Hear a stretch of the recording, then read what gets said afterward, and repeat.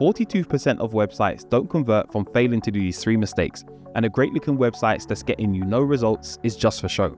I'm going to show you some 3 mistakes that some people are doing when it comes onto their websites. The first thing is focusing on looks over function.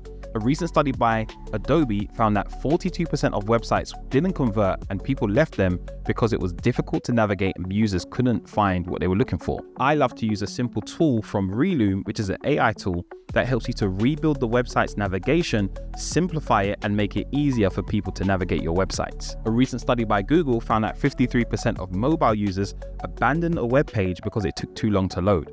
So using a tool like TinyPNG to compress the website images and even change the format, or you can use a tool like Google PageSpeed Insights that will list all of the problems on your website and show you what to do to make improvements to improve the performance and speed of your website.